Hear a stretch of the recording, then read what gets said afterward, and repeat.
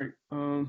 So before we get started, does anybody have any questions or comments? Anything that they want to ask, or anything that they didn't understand about right speech?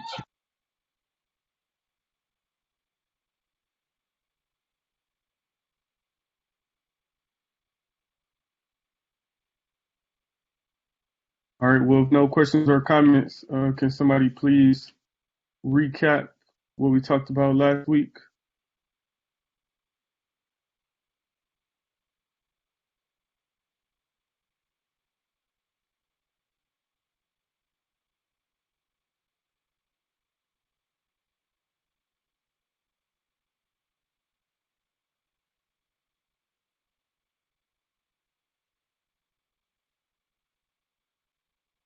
Nobody was here last week.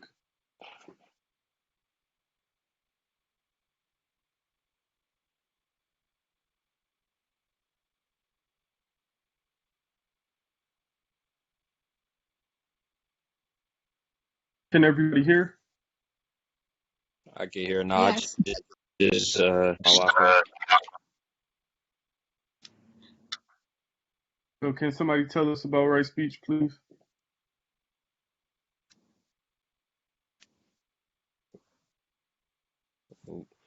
We got the acronym, I think. So it's thoughtful. You have right speech if you follow this acronym. So the T stands for is your speech thoughtful, and then the H is it honest. I does it hold integrity, and then N is it necessary. So does it need to be said at that time? Pretty much is it useful to be said, or can it be kept? And then K is it kind. So if you follow that acronym, that'll get you on the right track to following right speech. Anybody have anything else to add on to that?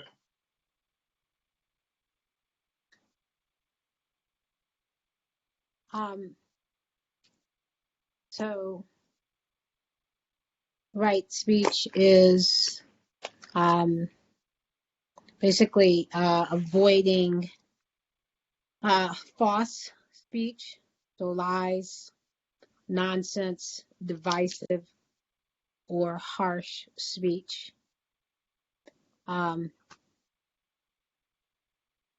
I had a question about divisive. What would be considered divisive speech? An example of divisive speech would be gossip. So us talking Mm, about somebody else while they're not in our presence, it now causes you to be feeling certain way about a certain person. So it's not bringing you together, but it's further separating you. mm, So anything okay. like that, any type of argumentative speech or anything that takes you apart from the whole is divisive. Okay. Thank you, instructor. Thank you. Anybody else have anything to add on right speech?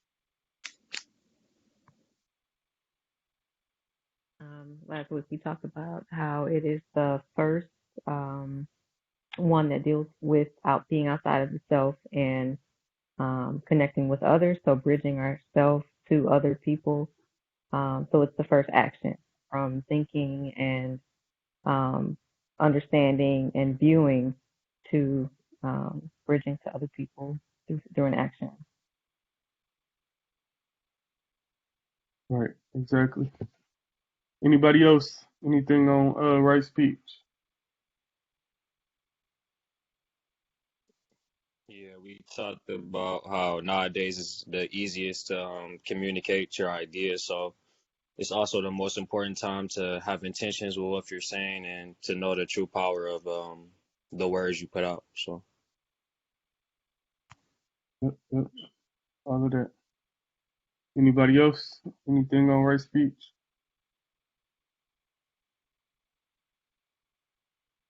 Did any instructor have anything to say before we got started? Instructor Nate, Instructor Akul, Instructor Sid.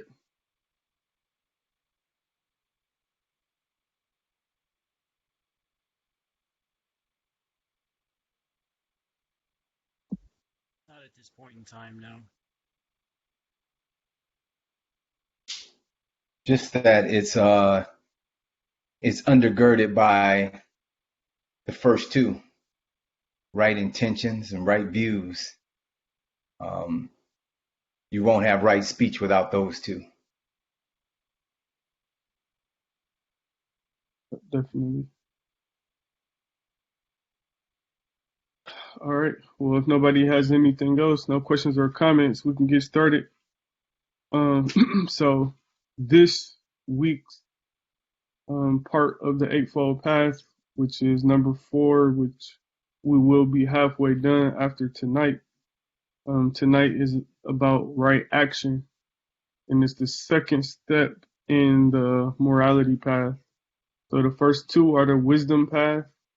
The next 3 are the morality path. And the last 3 are the path of meditation. And this is the second one in the morality path. And the morality path is about what you say, what you do, and how you make your money. So, the whole thing, the whole Eightfold Path in general is about alleviating suffering. So, all of that is in the background when we talk about all of this entire path. It's about the alleviation of suffering for self and the alleviation of suffering from others. So that's why we have that foundation of right view and right thought, because it's, alleviation of suffering from self. And then we go into right speech, right action, and right livelihood, which is now alleviating suffering for others. And also keeping in mind to not cause suffering for others. So that's where the morality path draws its importance, is because now we are introducing another person into the fold. So we start off with what did the Buddha actually say right action was about? I asked him, what is right action? And he said that right action is abstaining from killing living creatures or sentient beings,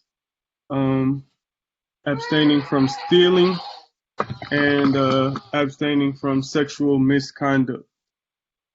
And I don't want us to negate the importance of this particular part in the Eightfold Path, because the overarching thing, the next thing that is in line of importance outside of the Four Noble Truths and the Eightfold Path is another list of things that's called the 5 precepts. And the 5 precepts are given to what would be considered us, which are, they call lay people, or people who are not monks, or people who don't live in the monastery and have vowed to be Buddhists. So we are considered lay people.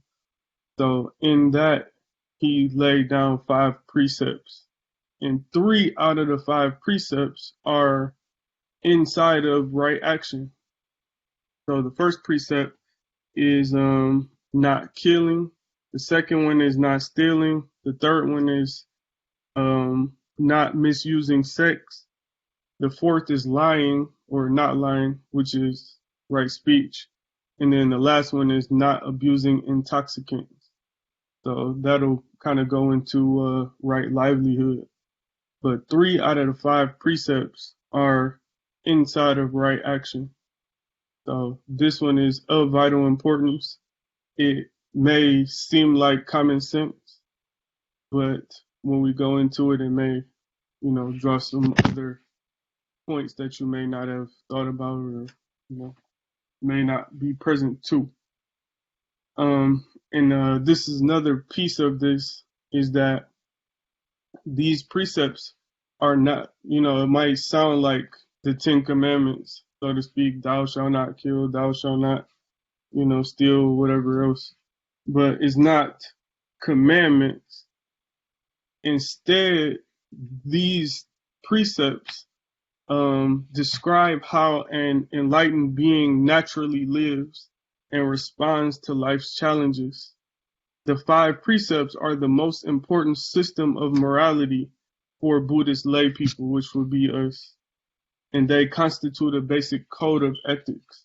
So it's not telling you that this is what you should do or this is what, thou shalt not do, but it's more of, if you're living your life in line with these principles, this is what you do naturally. It's not telling you what to do or what you should do. Is, this is just drawing the conclusion of how life would look like if, somebody outside of you were watching you live this, eightfold path life. It would look like this, but it's not telling you what to do or what not to do. And that's the beauty of this, is that you do have a choice. You can or you can't. It's not, you know, the another piece of this is that, it's not any punishment, so to speak, if you don't follow it. So it's not like you go to hell if you don't do these things. So that's kind of like the difference. It's not it's not dogmatic in that sense. And also to what instructor Cedric said about right speech, this also goes right into right action, in that it is undergirded or founded on right view and right thought. So it is with right view that one discerns whether actions are wrong or right. So having the right actions, having the right view and right thought in the first place now dictates whether what you do is in line with right action or not. So that's why we started with those, because it lays the foundation for everything else. Everything makes sense so far? Anybody got any questions, comments, anything they want to add? Could you repeat what you said about right view?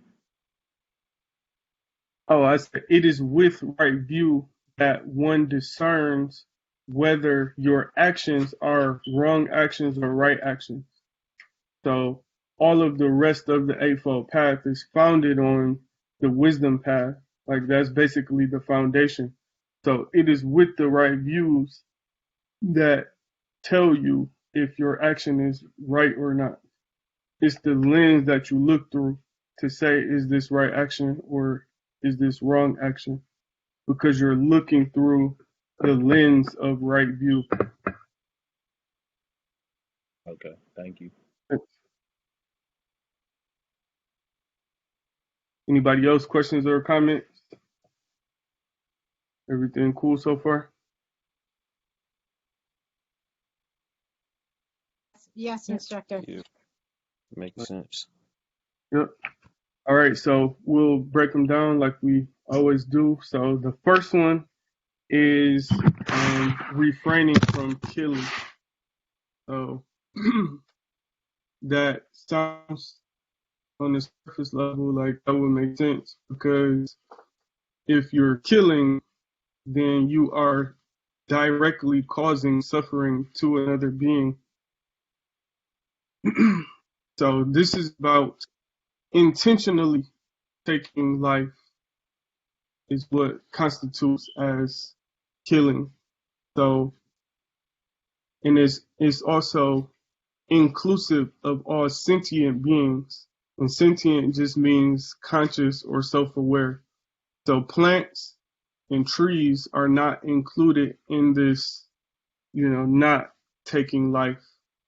It's not taking sentient or conscious life.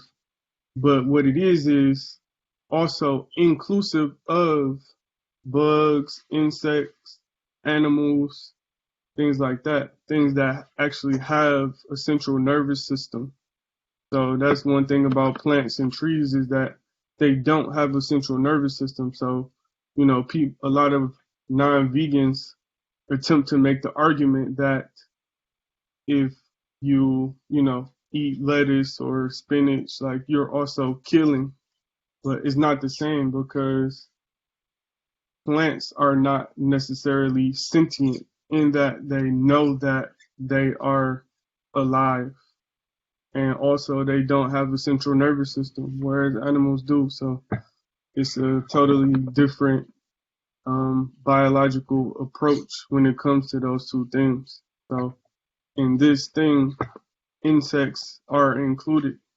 But remember, it's also founded on or undergirded by right intention. So if you're walking on the street and you accidentally step on an ant, that's not, wrong action because it wasn't intentional. It wasn't your intention to kill, whatever insect. So it's about, what was your intention? And also too, this becomes a mindfulness practice because if you are aware of your every step, it'll minimize the life that you take in your walk. So if I'm conscious and aware of where I step, I'll know that I'm stepping on another live sentient being. And thus it reduced the number of lives that you take. And another piece too is that the universe doesn't waste energy. So if a fly is alive, if a mosquito is alive, it's meant to be alive. It was allowed to incarnate for some reason. And just because we don't know what the reason is not a reason for us to kill a certain thing. Just because we don't know what the reason is, or, it's a nuisance to us. Like the thing, what we should do is look at what is the lesson in this thing. Like, is it patience? Is it being able to tolerate something that you don't like? So, it's a lesson in everything. And if we just kill everything that we don't like, then who are we? And a lot of times we take life because we have this illusion of separation. So it kind of goes back to even right speech with that divisiveness. Like that thing over there is causing me pain or suffering or whatever. So the idea is to be in harmony with nature and not destructive of nature and then destructive of the environment.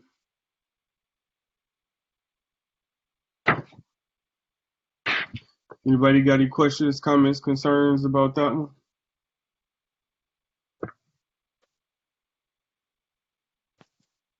Yes. What if you have a bed bug infestation or a flea infestation or a roach infestation or a rat infestation, but more a bed bug or a flea infestation?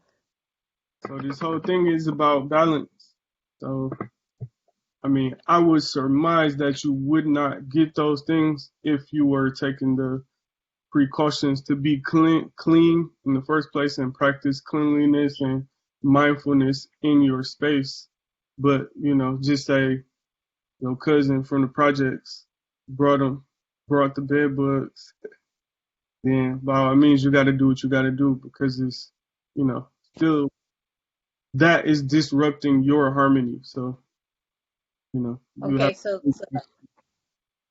oh, go ahead. Pardon me. No, I was just going to say you have to do what you do to maintain harmony and, loosely stated balance in your own household. And, infestation is an imbalance. So whatever you have to do. But I was going to say that even if you have to, exterminate said thing, do it with compassion. So did you see the movie Avatar? Not the last Airbender, but like the tall blue Avatar. Yes. So you remember when, I can't remember the main male character's name, but he was getting attacked by some animal and she came and shot him with a bow and arrow. You remember that part? It was like Mhm. first met, huh? Yes. Do you remember what she said when she killed it? I don't recall. Well, it was something to the effect of allow this being's energy to feed the subsequent, animals and plant life around it so that that energy doesn't go to waste. So it's Right. not like I just kill a thing, but is if you have to take a life, allow that to sustain other things. Got it. Got it. Yep. So even if it's just microbacteria that gets to, eat, so to speak, like the universe wastes nothing. And I'm just saying be aware and cognizant and be on purpose about, you know, the benefit that you provide even in taking a life, so to speak, or taking that energy. Right. Right. I moved into a new place at the time, and it was like before I even unpacked, I was getting bit the first night. So, and they promised that they had taken care of any possible things. So, but what was interesting is that at the time I hadn't unpacked, but there was something disorganized in my life in general. And I was like, I feel like to make you organized, whether you're clean or not clean, they're meant to make you organize something in your life. They're only found in all of history with human beings, never with animals.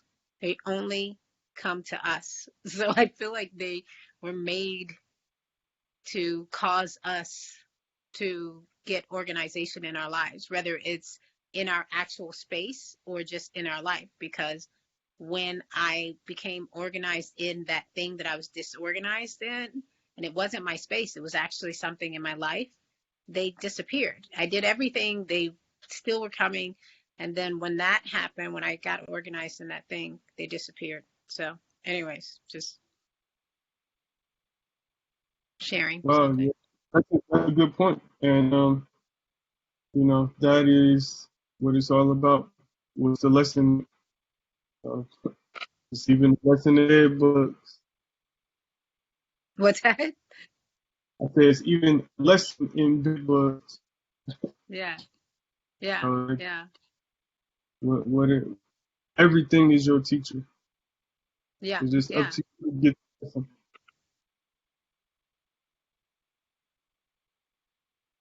yeah. Anybody else? Any questions, comments?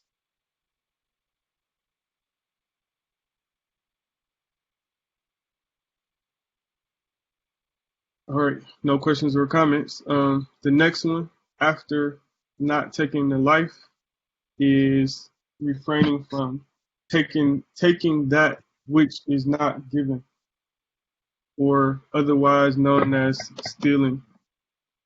So when we take something that has not been given, we are hurting ourselves and others. You diminish the experience of yourself. Integrity means not lacking, whole, and complete. So when you steal something or when you take something that's not yours, you are telling the universe that you are incomplete and you need this thing to complete you. So it's letting the universe know, as well as letting you know, as well as letting the person that you stole from know that you are out of integrity because you're not whole, you're not complete, and you need whatever you stole now to be complete. And stealing is not just relegated to material things. It's also fraud, deceit, cheating people out of money. All of these acts are carried out due to greed, jealousy, pride, sometimes hatred, and they all feed the ego. The way to counter this is by having respect for other people's belongings, being honest, generous, and being content with what you already have. If you are content, we would see no need to take what does not belong to us or to cheat another person anyway, because we will already have enough to keep us satisfied. So not only do your actions reflect your internal state, but it also sends a message to others as well as to the universe. So watch what you are communicating, because just like in combat, we talk about combat communication and obey the fight. You're always communicating something. So this is about being on purpose about what you're communicating, right? If you're in combat, you could be communicating to somebody that you are about to use the lead leg because you shifted the weight back to the rear. And likewise, you're also communicating to others around you and to the universe. So be on purpose and be cognizant about what you are communicating. Anybody got any questions or comments about that one? I got a question. So, in terms of like the difference between stealing and buying things, I guess I might be thinking a little bit too hard on it, but if you're technically buying things that you're not given, I mean, like, what's the thin line between, you feel me, buying and just being okay with what you have? Well, if you buy something, then there is a mutual agreement between the buyer and the seller that this exchange is taking place. But stealing, that agreement is not there. That's basically the difference, is that, remember, one is causing suffering and the other one is not. Because you exchange your money for resources, both parties are now alleviating suffering from each other, because you have the product that you want and they have more money than they had, or whatever you exchange. So it's a mutual alleviation of suffering. Whereas if you steal something, now you are causing suffering for another person, because, where did my stuff go? So now they are in a state of anguish, confusion, and just unbalance, right? So one of them, you're creating suffering, the other one, you're not. Right. Makes sense. Mm-hmm. Anybody What else? Your comment? what if you're buying stolen land? That's a good one. So remember, all actions that you do also come along with karma. So if you're buying stolen land, then the person who stole it has to pay for that in some way, shape, form, or fashion. And it might not even be in this life. It might be in the next life or the one after that. But every action has an equal and opposite reaction.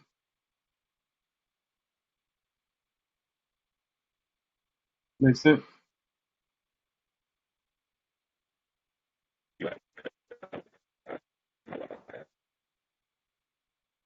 I can't hear you. Can you hear me? Yeah, that's better. I said I can't hear.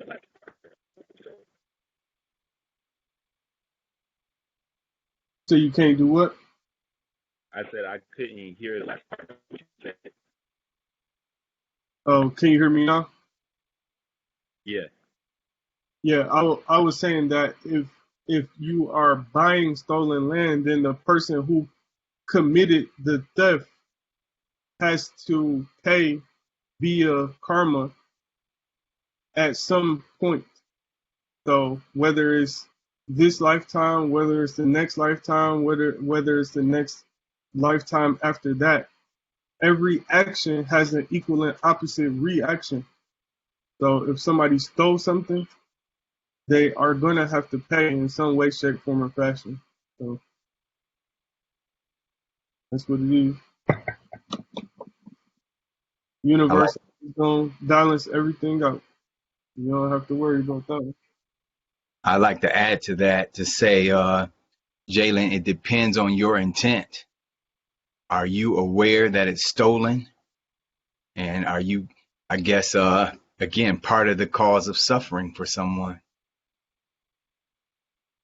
There's no hardcore, like Structure Keith said earlier, no hardcore rules and laws. You have to uh, you have to understand it with your heart. You have to have the wise heart.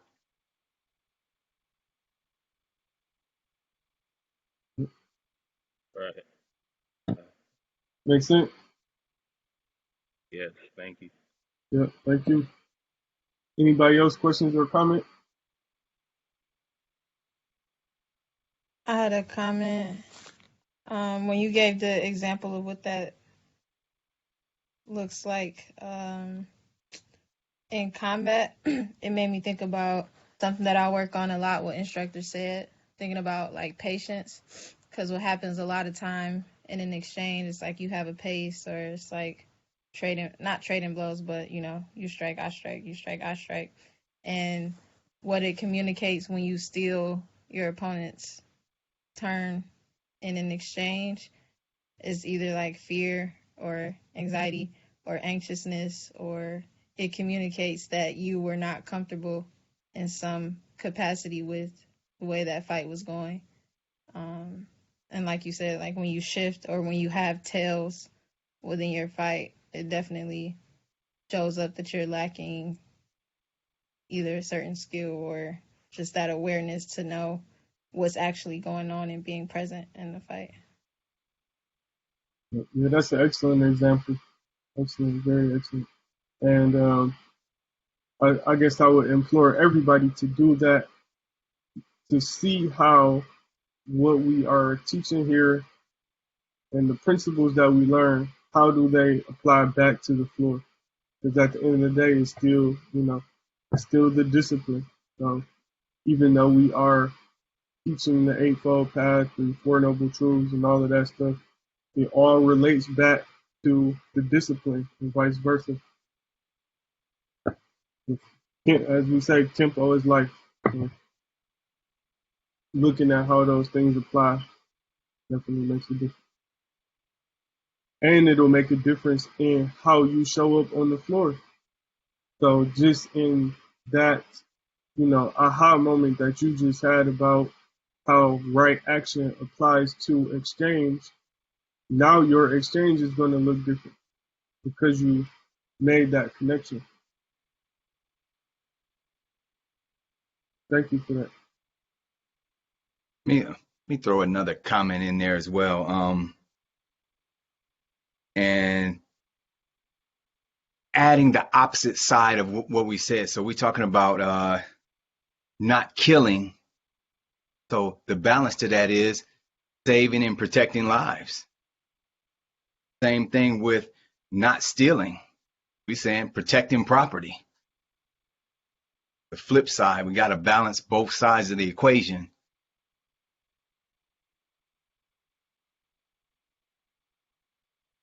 Yep, yeah, most definitely. Got those written down over here too. So, yeah. And with not stealing, you can say giving as well. Absolutely. Yep, charity. Giving, you in a position to do it. And when you know you should, as opposed to being like, well, that's mine, they should have worked for it, or not giving advice or not giving. It's not always tangible, but giving is just as important as not taking. What are you bringing to a space? Oh yeah, most definitely. Right. Yep. Yep, it all goes back to that alleviation of suffering for yourself or another. So that's a part of it. Is can you give something that takes away suffering from somebody else?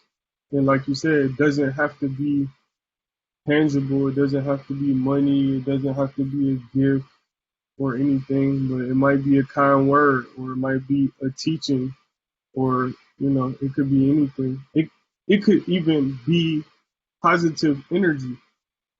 You know, if somebody is going through something, I can focus my heart energy to that person,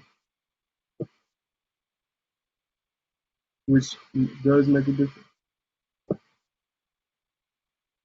Excellent. Anybody else have any questions, comments about that one?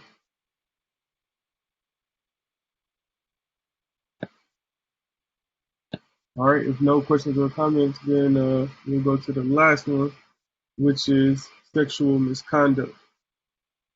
So inappropriate sexual conduct is when we cause harm to someone with the sexual act. This includes rape, forcing your partner to have sex when they do not want to, having sex with an underage child or a mentally ill person because they don't have the wherewithal to consent. And all of these bring harm to the person, so we must refrain from these acts. And if we do not steal, kill, or use sex in an inappropriate way, then we will not be causing harm to anyone, and we will be following right action. So, like I said, a lot of these seem like, common sense, and I'm sure that none of the people on this call partake in these, but, it's really, really just bringing awareness to the power that you have to cause or alleviate suffering for another person.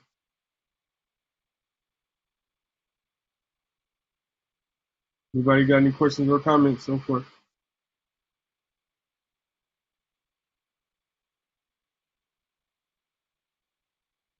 All right, no questions or comments. So that was the crux, or the most important piece and pieces of right action. So, that's what the Buddha said. We elaborated on those things that he said. And so this is a continuation of right action. Once you decide on a task, is your procedure well thought out or haphazard? If you want to become a doctor, you must get admitted to medical school. Each step leading to that end must be precise. You don't enter medical school directly from being a driver at Amazon. Right action is not simply about doing the right thing, but about taking the right, which is read as necessary, steps for you to get from point A to point B. So it's about being intentional in getting from where you are to where you want to be. So as they say, the shortest distance between 2 points is a straight line. And that straight line is the Eightfold Path, or whatever path we are on, that leads to whatever the outcome that we want. So if you do things outside of that, then that's also not right action, because it's not leading you to your particular goal or focus. So that's another piece of right action outside of the three things that we listed. Are the steps that you are taking adding to or taking away from the mission, whatever your mission is? So as instructor said, talked to Kari about, he was asking about, suffering, and he used a great example or analogy of, if you have school the next day and you stay up late playing a video game, now you just cause suffering for yourself because the next day you will be very tired. So now we have language to put to that example. So it's not just suffering, but it's wrong action because it doesn't lead to whatever the intended outcome is, which is a good night's rest and waking up to go to school refreshed the next day. So in turn, your wrong action caused suffering for you.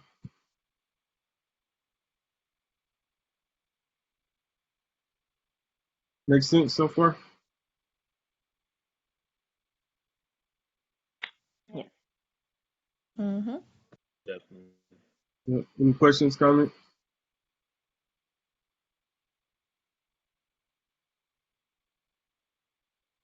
All right. So this is another piece of this is that right action also dictates the use of our martial skill. So, all of us are martial artists on this call, and we may have issue with the first part about feeling. And remember, one is intention, and two, actions that gratify the ego are highly contradictory to right action. So we learn what we learn for life or death situations. So if we are in a life or death situation, or one of our family members or loved ones are in a life or death situation, that's what we train for. We don't train to go to tournaments. We don't train to beat people up. We don't train to prove that we have the best art out there, which all of those gratify the ego and are wrong action. So again, intention. Is your intention to save your life or your loved one life? Or is your intention to prove that you are the best and you have the best skills? That lets you know if it's right or wrong action. Any questions or comments about that?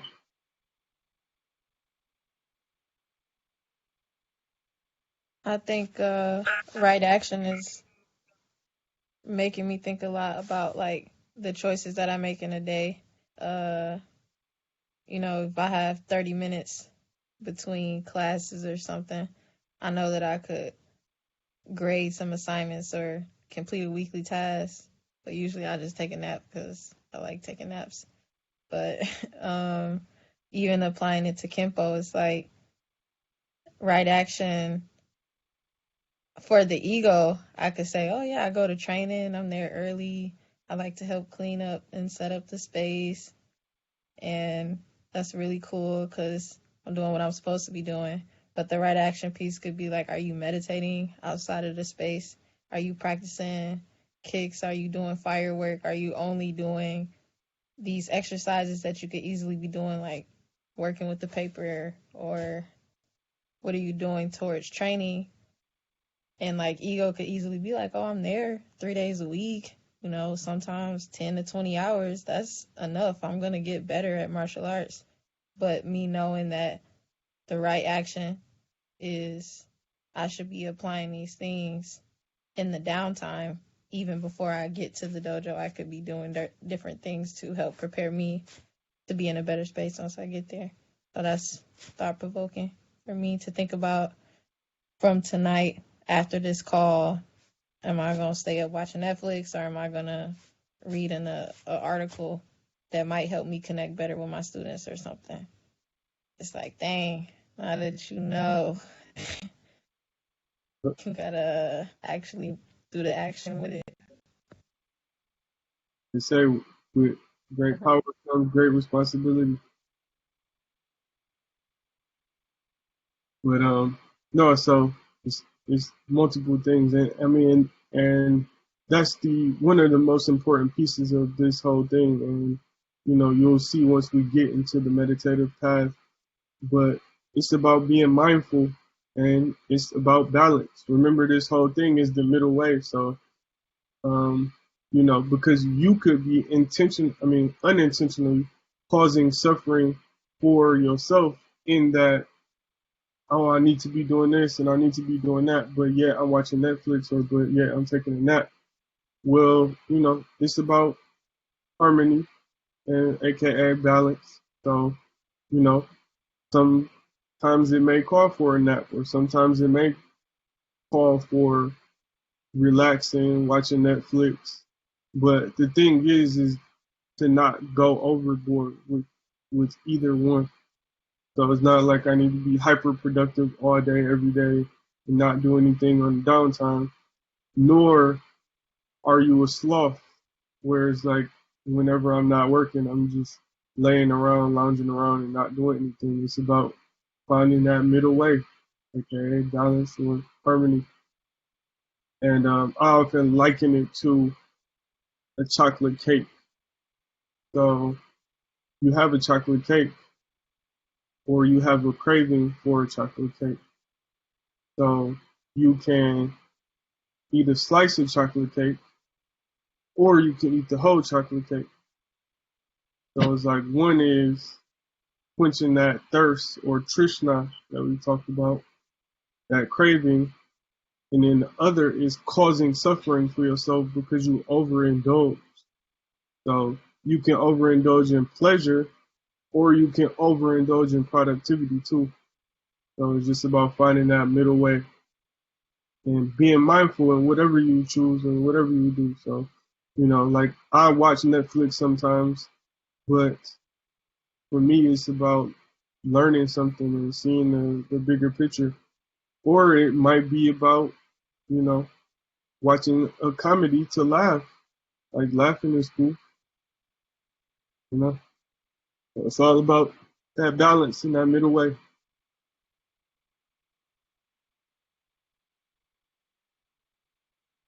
Anybody else? Questions, comments?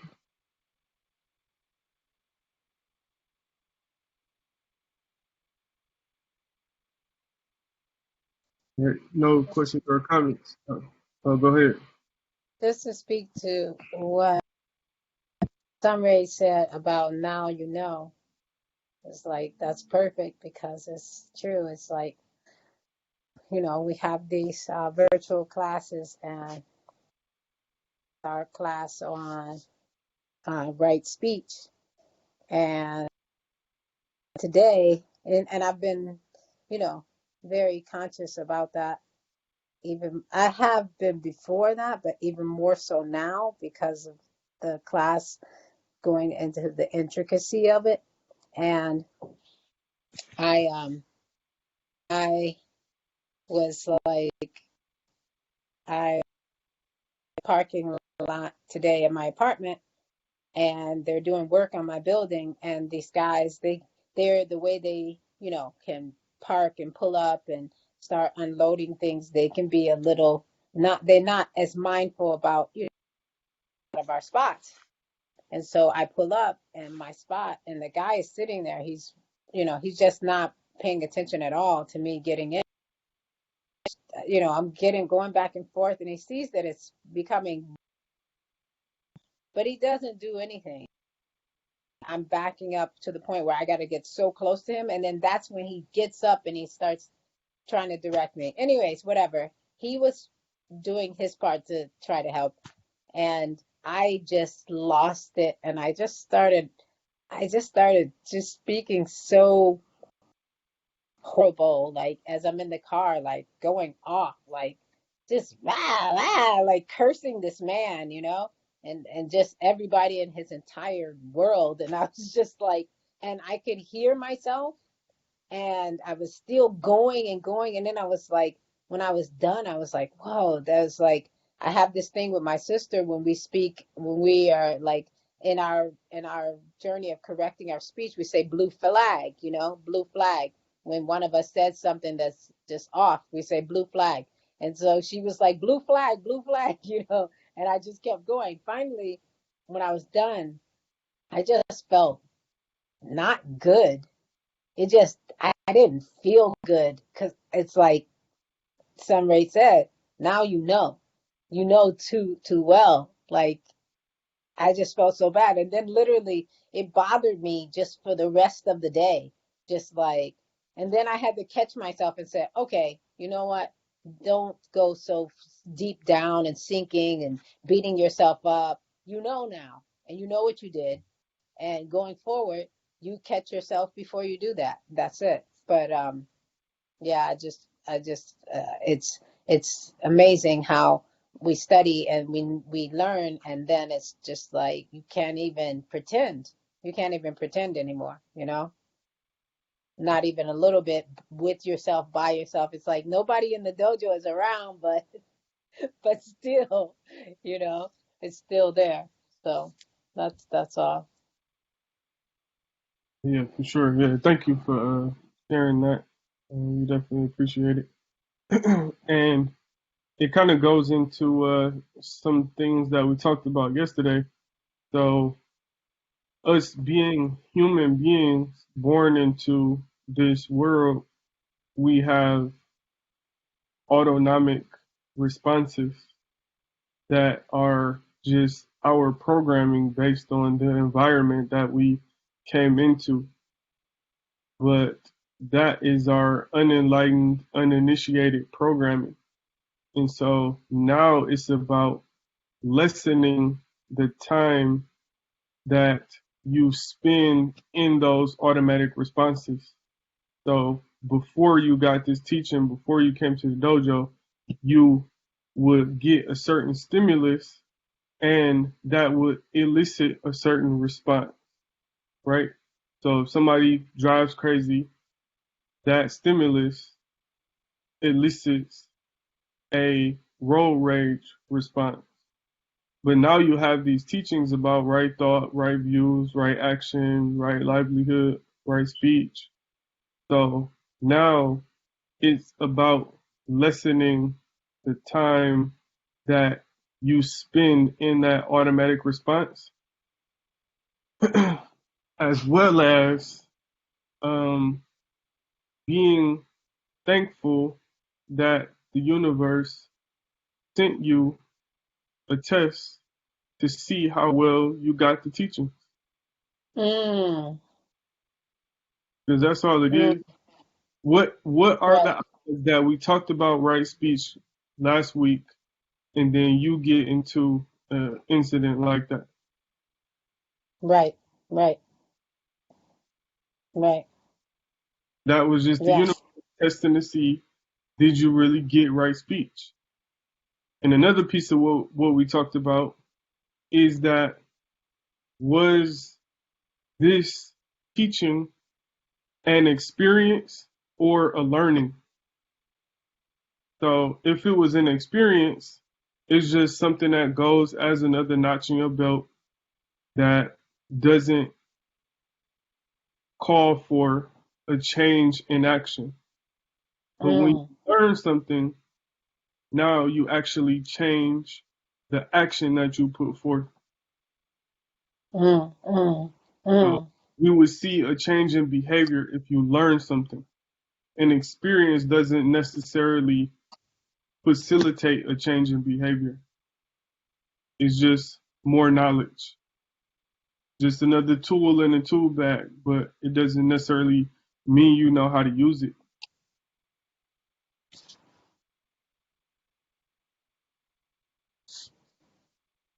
right. Makes sense. Yeah, absolutely. Yeah. Absolutely. And that came about because, we have these calls, we have in-person classes in the dojo, we have our virtual training on Saturday, but yet people are still suffering, Mm, right? So right, are we just learning more knowledge, or are we taking something that is going to profoundly impact our lives? right, And that will be up to you. We do our part in sharing the teachings, but it's up to you how you deal with the circumstances in your life based in and around the teachings that we provide,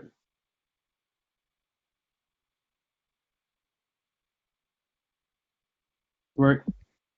right, right. So I got a I quote. like this.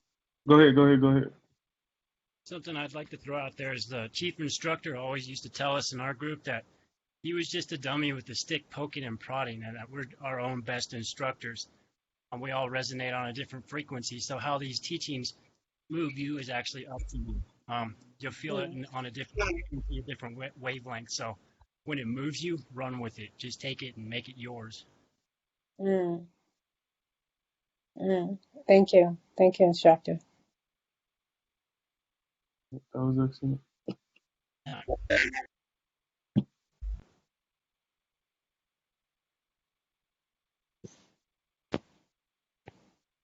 All right. Yeah. Go ahead. About road rage. I have been living in New York for so long. I wasn't driving. I was always on the train, and just moving back here, driving now, it's like, oh my goodness. And before the dojo, I used to just be like, somebody dip in front of me or do something off. I'd just be like, curse them, like, call them all types of names and everything. Now, instead, I'm just always like, oh, wow, you are wherever you got to go, you get there and just make sure you get home safe. Like, that's all, that's my new thing, instead of being like, oh, because now I don't look at what they did as their driving is poor or crappy. It's more, I look at them like that person in their head, for whatever reason, they believe they have to move in this way to get to where they got to go. So I don't look at how they did it. I just say, okay, well, whatever it is, wherever you have to be, get there, and then just make it home safely, whatever you do, you know. Nice. And it's several things. So all of it is made up. So the first part that they, were whatever you made up in your mind when they made the particular action that they did, whether they did it out of spite or whatever, or whether they have a sick child that they need to get to. It's all made up. Mhm. So Mhm. one serves you and one doesn't. So it's best to just take the one that serves you. Mhm. But I was Yeah. also going to say that a lot of people, it's like so layered, but a lot of people partake and participate in road rage because one, the first thing is that you are not necessarily you, but I'm just saying you as people are upset that they couldn't control the situation. Mm. So it's out of ego. Second, Mm. people participate in road rage because there is no consequence. So if we were out in person and people talk like that, it will probably be some fist flying and that kind of stuff. Mhm. But because Mhm. there's no direct consequence, you could say whatever you want to say. And I was gonna say if you drove in New York, it would have been worse Right, right, right. because Yeah, yeah, yeah, that's the environment. yeah. Yep. Yeah. But It's when you said, I'm not saying, actually recognize, my part in that. When I drove and I would participate in road rage, or I not want someone to get in front of me or not let somebody cut me off. It was like, once I had started to learn in the dojo, I just started to be like, and driving, and I would catch myself getting ready to act on that, and I would immediately be like, "Oh, that's your ego. What is the point? What is the point? Like, if one car is in front of you, or you're one car behind, what is the point? What are you getting? What is the point?" And then I had to say, there is no point. It's just my ego. It's just my ego. What do I need to be in front of them? What for? Like, it's so, when I start to learn these, it all seems so silly, It all right, seems so silly. it is because at the end of the day, Instructor Dwight used to always say, "I don't I don't own a time machine, meaning that whatever happened already happened and you can't take it back. So whether Mm, you smile or whether you cuss them out, whatever the action is has already happened and you cannot take it back. right. Perfect, yeah. See what the beauty of sharing? You Yeah. brought all that out just by sharing. Yeah. Right We on. appreciate it. Thank you. Thank you. Anybody else got any questions or comments? Yeah, just going off Salama's point, applying right speech too. Like I get caught up in text messages. Like I'm learning how to text just to chuckle now, because like when I type LOL or LMAO, I'm like, dang, like, am I really laughing or no? So I gotta learn.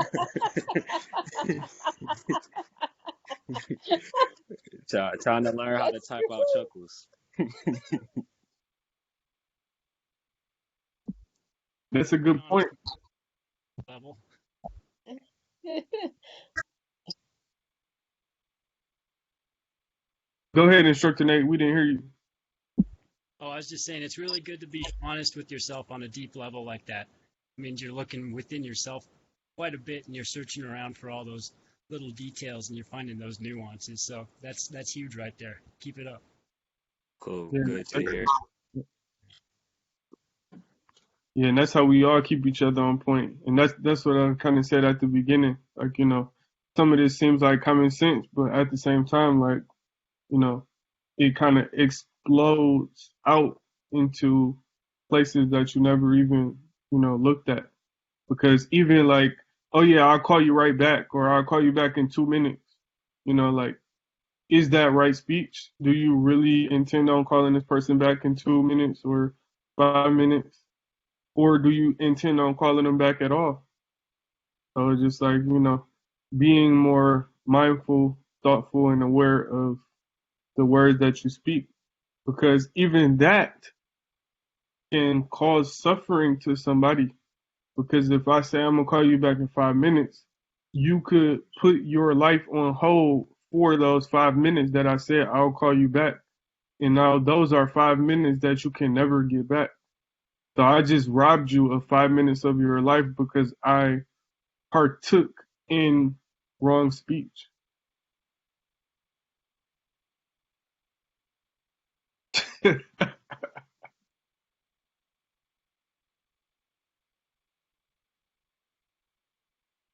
So practice right speech. This is other comment.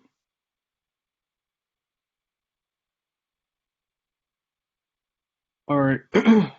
But I had a comment basically to sum all of this up, and it's a quote from the Dalai Lama. And he said, according to Buddhism, compassion is an aspiration, a state of mind, wanting others to be free from suffering. It is not passive. And that's a big key point because somebody may have the thought or the question that, or they may ask, can a baby participate in right action? Because a baby is not, he's not killing, not stealing, and not committing, sexual misconduct. But the answer is no, because he's not intentionally doing that. He doesn't have right intention, right? He's just doing that by default. What makes this so special is that we are intentionally doing these things. So it's power in it. It's not passive or haphazard.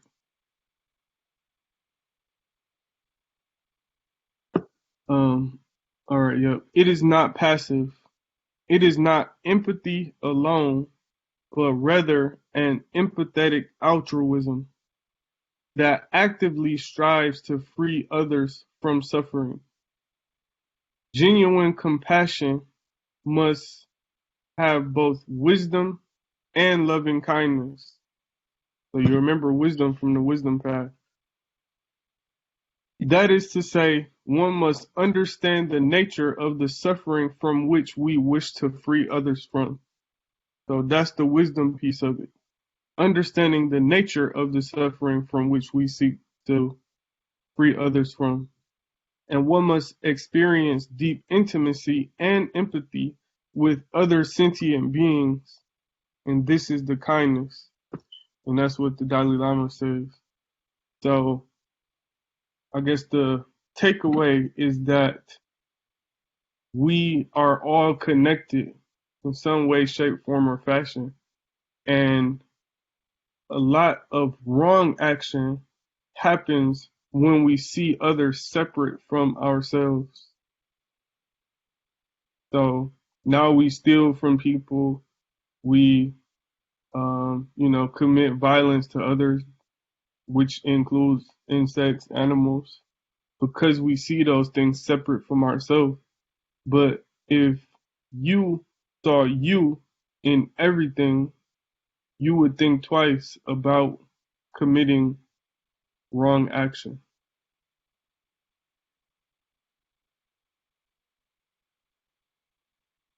And with that, that's all I had on the topic. Um, Questions, comments, anything from anybody? I would like to say something. This path, this noble eightfold path is actually taking you to a place where you're getting away from ego. Like ego was brought up quite a few times tonight.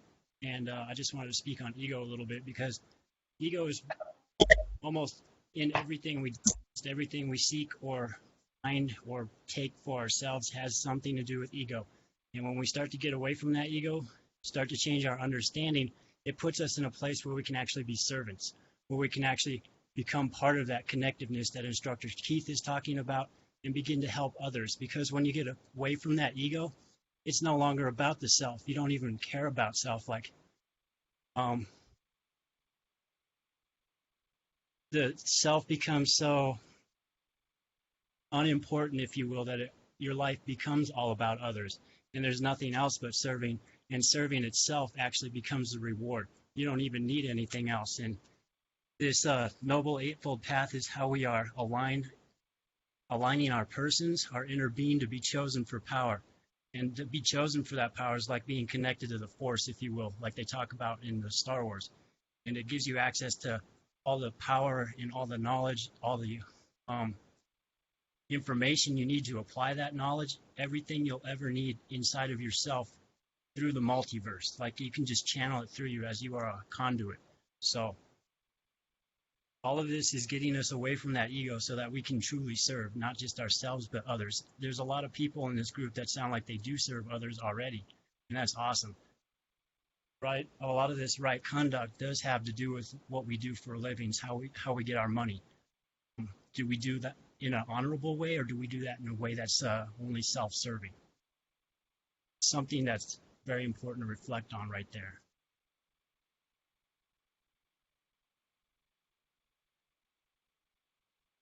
Exactly. That's what altruism means, is a selfless service to others. That's exactly on point, exactly right. Appreciate you for summing that up.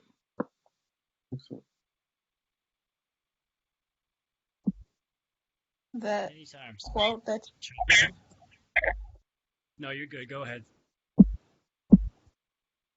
I'm sorry, that quote that you shared, Instructor Keith, was thought provoking for me, thinking about the altruism paired with the empathy. Mainly because for me, as a strategy, like I know that you should give to people who need something. I've never had a problem with like just giving. But I'm thinking about the ways in which I always went about it. It's like if I had some snacks, I will always grab two so that if somebody asks for something, I could just give them one as opposed to have to share mine.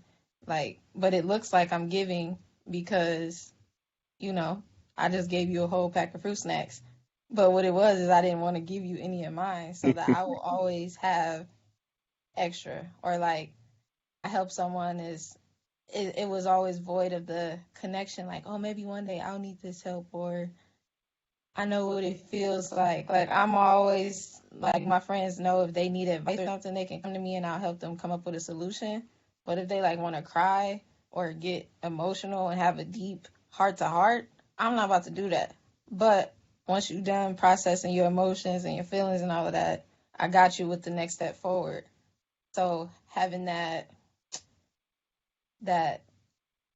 reality check, is it's really always been about serving myself, because not because I want to look good, but it's because I don't want to share or connect on that level. So I'm just gonna do this because I know that will make you happy, and I know that I can keep that You blinked boundary out.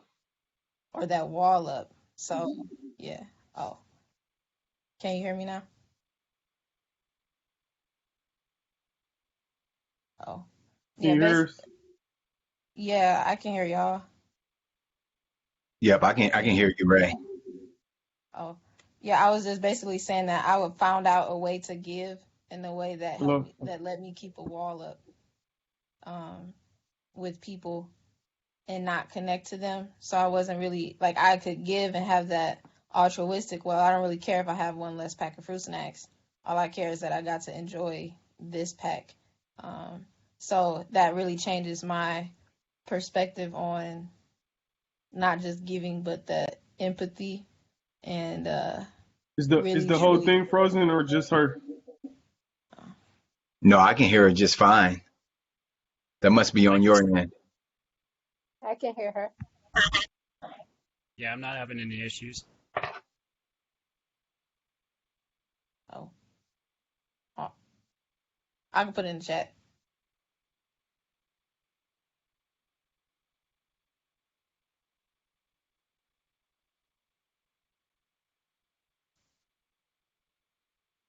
Is it still frozen?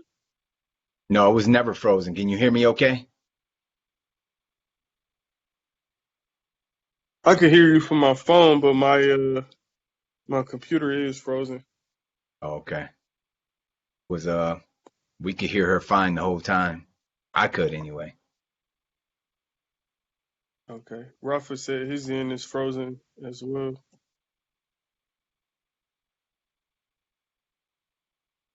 Yeah, I can hear. I could hear her. I'm good too, but it looks like some people are not.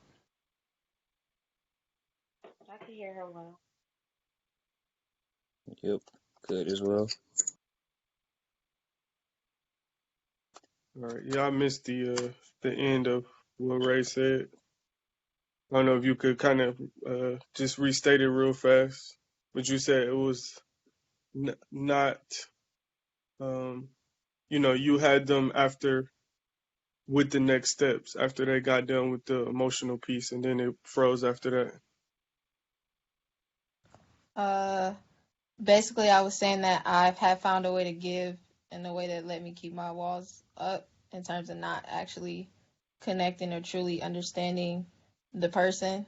And I thought that it was like, well, you're happy because I gave you this time, energy, or whatever the resource was. And I'm happy because I really didn't lose anything because I didn't value it that much.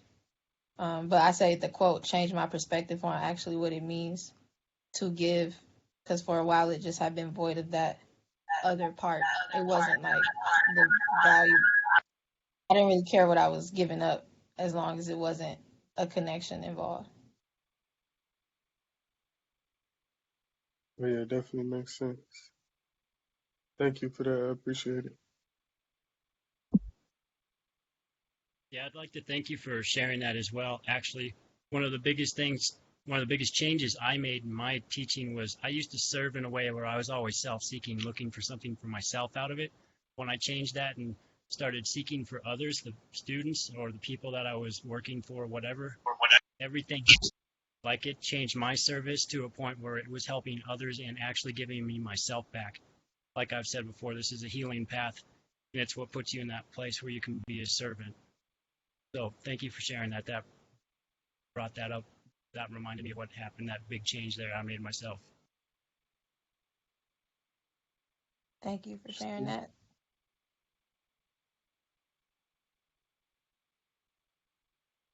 Anybody else? Questions, comments, any takeaways?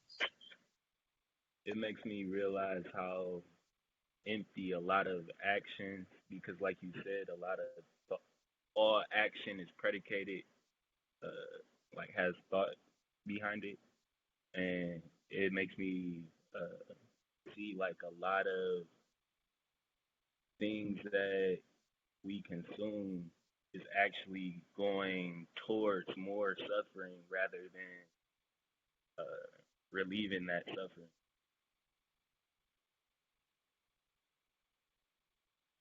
Oh yeah, that's most definitely true, especially nowadays. You know, um, when we have a consumer culture, it's totally different. So that's a great awareness. Yeah, it's all about pleasure seeking. Yeah. You got that right. A lot of times the first subconscious question we ask ourselves is, what can we get out of this? When you let go of like, what can I get out of this? Or what will this give me? Like that'll change your life right there. And you can actually give to others too, even if it's the last thing you have. You're like, it's not about me anymore. So like that's a big part of letting go of ego right there. Like doesn't matter what I can get out of it. Yeah, what you said earlier too, Nate, brought a thought to mind. A saying, an old African saying, when someone would ask you, "Who are you?" the response is, "I am we," because they don't have a concept of me in that culture. I can't remember which culture it is though, which actual group of people. But that's the response because they didn't have a singular I in their vocabulary, so they didn't have it in their thought process. The response again is "I am we." So to your point, that's what brought to mind when you made your comment a few minutes ago. Truly being selfless. That's pretty cool. Thanks for sharing that. I think I've heard instructors say that before, but it's been a while. Hmm.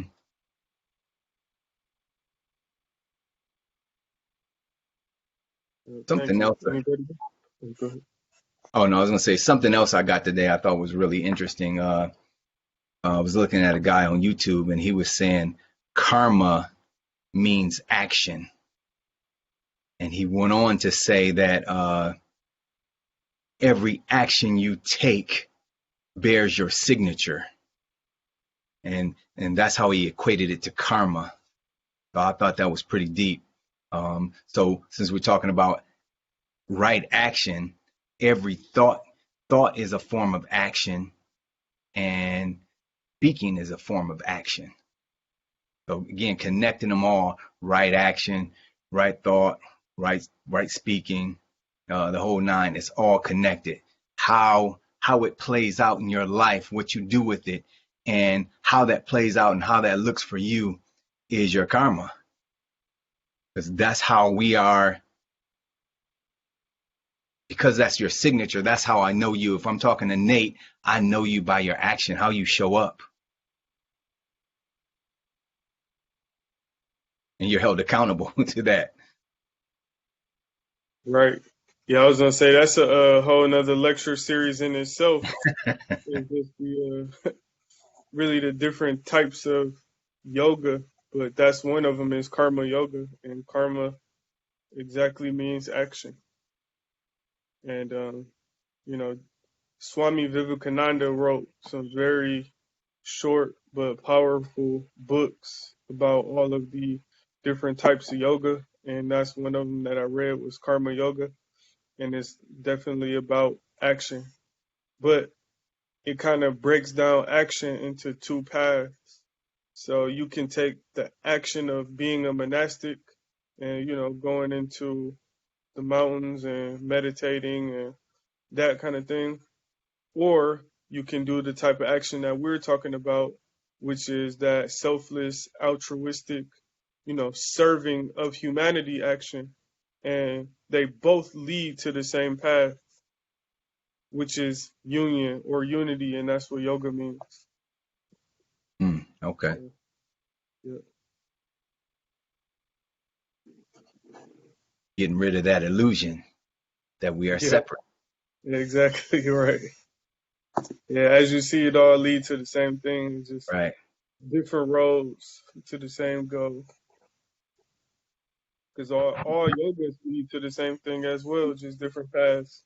You could take the path of devotion, you could take the path of action, you could take the path of knowledge, but it all leads to the same thing.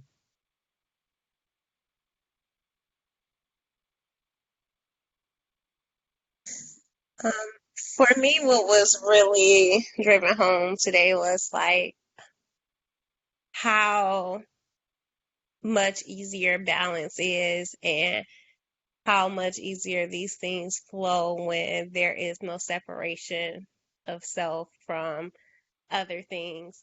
And it's always interesting because, when people share, you hear like our different journeys and our different ways here. So you have people who considered themselves to be selfish before who became more selfless. You have people who considered themselves to be too selfless before where they were able to become more selfish and things of that nature. And sometimes I think when you learn different tools and you learn more and you get on a path of enlightenment and things like that, sometimes it can be hard to kind of find that balance between where you want to be and where you were before, or what you consider to be right now and the things that you were doing before and things of that nature. And it seems like when you are able not to see yourself separate from everything and everyone else, then just finding that balance becomes easier.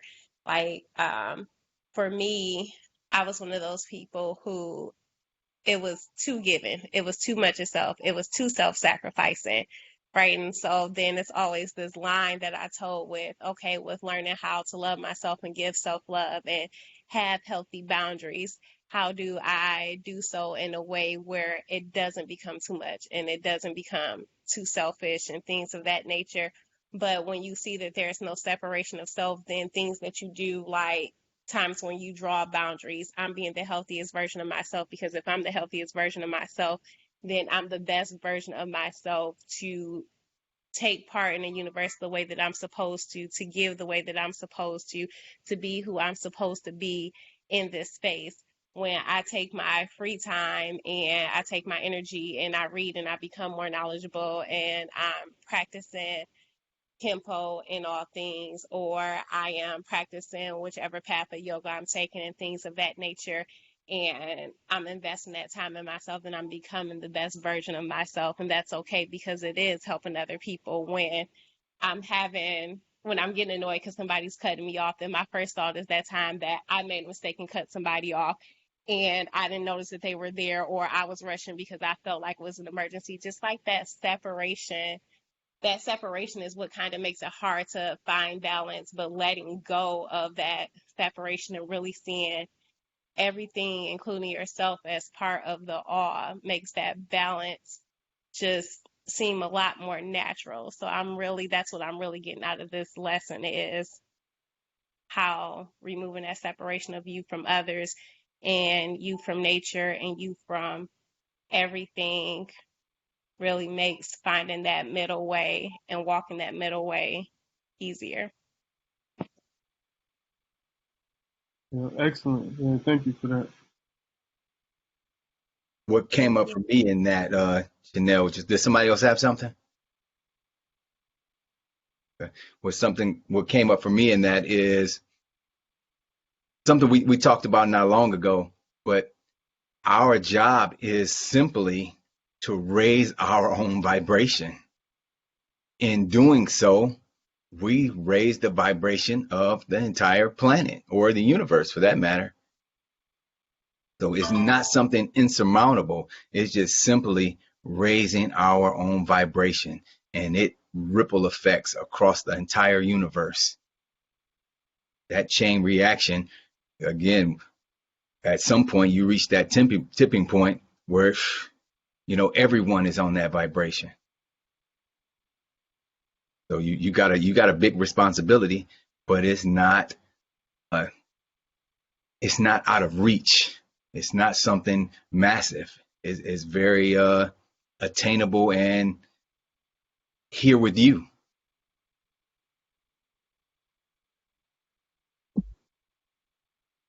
No, not at all. And to add with that chain reaction, you actually get that connectivity with the universe as you become one with it, so you can draw off it to get whatever you need to get done.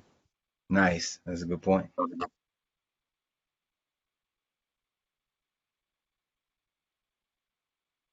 Oh, great point. Anybody else got anything for us? Uh, Jalen, Kim, Lovely, Rada, Ray, Rafa, Salama, Terry.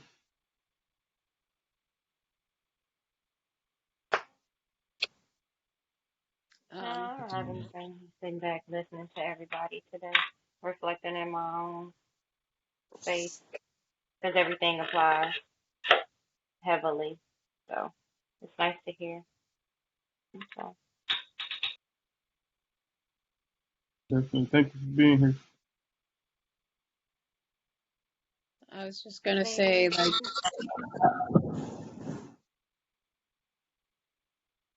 pardon me.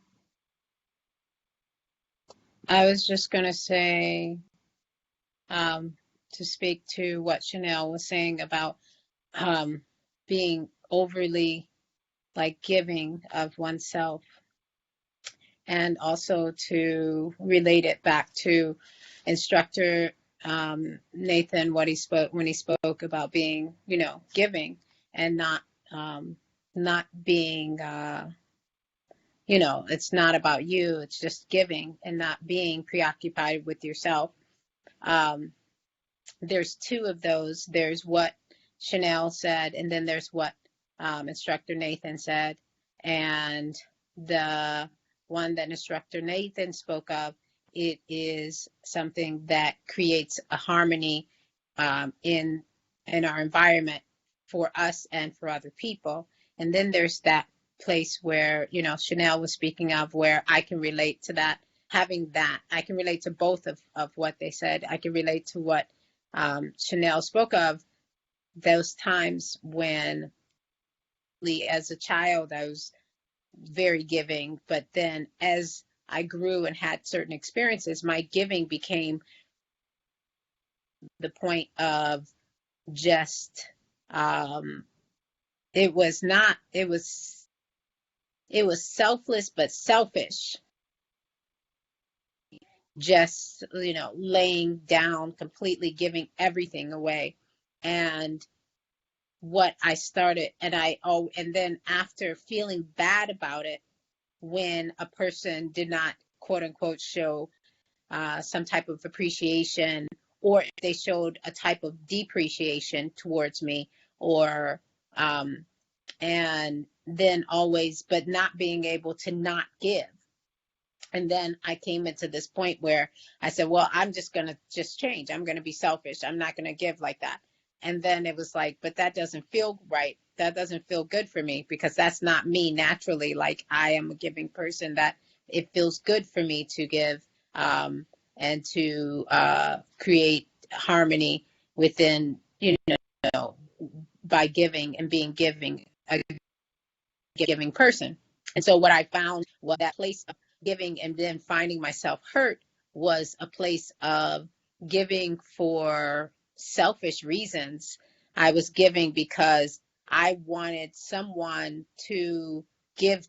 I was lacking in a place that was all about my own work.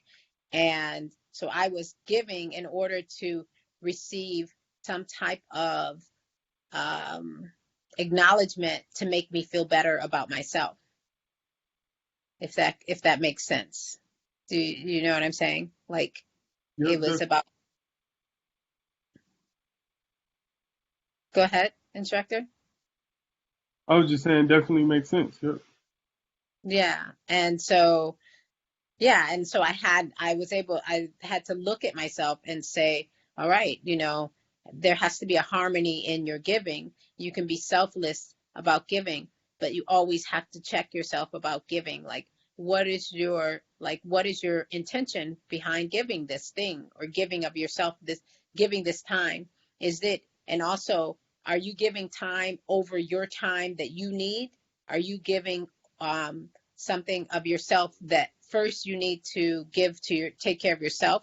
Because we can be selfless, but if we were to get up out of the bed every day and actually be selfless to the point where we didn't even make sure that we were fed or had water, or something like, or even had enough rest, because we're giving so much, quote unquote, then at that point we're going to be depleted. You know what I'm saying? And so that's where I was kind of, just giving so much, where it was not making sure that I was okay first before I actually gave. You know what I'm saying?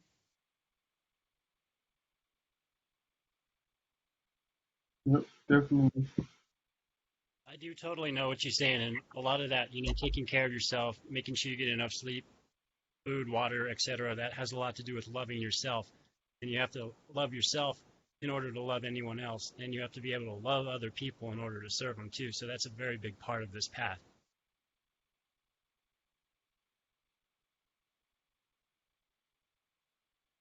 Thank you for that. Anybody else? Just want to give thanks to another great lesson, and also about promoting from the lesson of everybody being together, because in this space in the martial arts, is what makes it so different is the aspect of cooperation. We have our own class. You can really move on to another belt unless the whole class is ready. It's much more of a cooperation aspect, to whereas you in a sport, even though you're on the same team, you still looking at people kind of envious of offers or positions or starting time and all that. And I just really appreciate this space for trying to beat in the aspect of cooperation, because it's definitely one of the most challenging things to do in the state of the world we in today. So just appreciate that. Oh yeah, we appreciate you. And another thing, the Greenbelt test is not something that you want to do alone.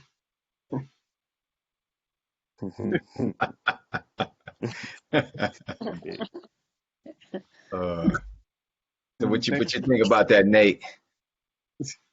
You do that solo? No, that's not something I would want to do solo, honestly, especially Yeah. if there was multiple instructors. Okay, yeah, I was looking to see who was on, who actually took the Greenbelt test. I think just Chanel and Ray. Yep.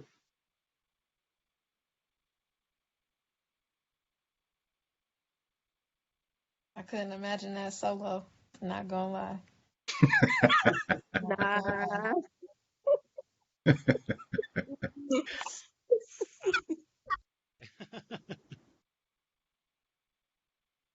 All right, anybody else?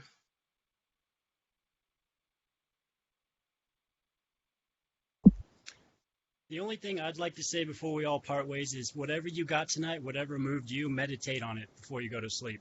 That'll help you to take it even deeper into yourself, digest it, and make it yours so it can move within you. Discipline is alive, and it does not need its permission to operate within you. But you can always help that process along with that meditation. So go ahead and meditate tonight on whatever you got before you go to sleep. And on that note, good night, everybody.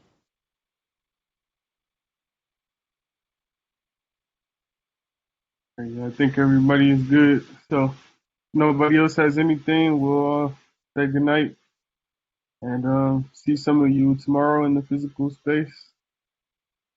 And at the latest, I'll see you next Tuesday for Right Livelihood. Thank you. Thank you, Bye, instructor. family. Thank you, instructors. Thank you. Thank you, mates. Good night. Good night, everybody. Peace, everybody.